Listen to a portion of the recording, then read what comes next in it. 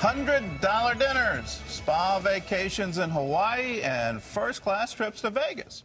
Well, you may not be doing any of these things, but you're still paying for them. Senators are now investigating how much taxpayer money the government is wasting on expensive trips and conferences. Here's reporter Paul Strand. Senators Joe Lieberman and Susan Collins are now investigating whether the GSA conference was an outlier or part of a culture of excess. That conference featured a mind reader as well as $44 taxpayer-funded breakfasts and $95 dinners. Senator Tom Coburn has pushed legislation that would make all agencies expose their conference spending online and cut their budgets for them 20%. Right now, we spend $500 million a year on conferences. In the wake of the scandal, GSA's already canceled 35 upcoming conferences, and 58% of bureaucrats polled this month say their agencies are cutting back on conferences.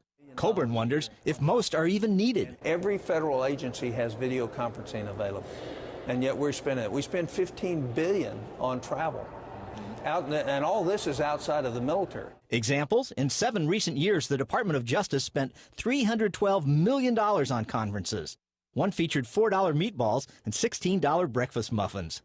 The Agriculture Department, in just 6 years, increased its conference spending 191%. Some have even been held at spa resorts in Hawaii.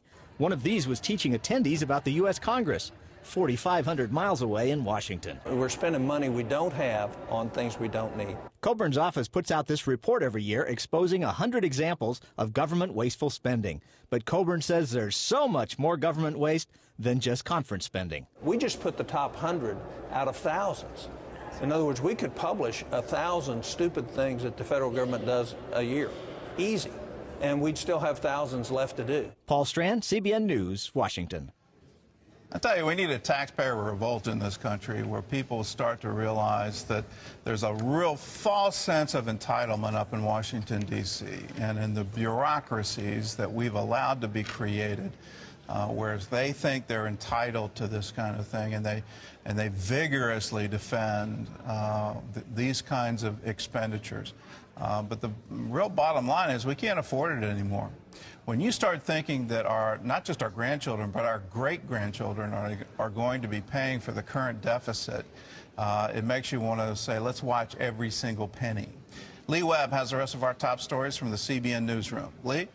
Gordon, Missouri Senator Roy Blunt predicts the Supreme Court will decide whether the Obama administration can require religious organizations to provide contraception in their insurance coverage. He says we'll see what the court believes the Constitution says on this issue. 43 religious organizations, including the University of Notre Dame, have filed suit against the mandate. They call it a violation of their religious freedom. The mandate requires nearly all health care plans to cover sterilizations and contraceptives. Conservative Christian groups in Illinois are worried now that an anti-bullying bill could force students to attend indoctrination sessions on homosexuality. They want a provision in that bill that would allow students to opt out of the sessions.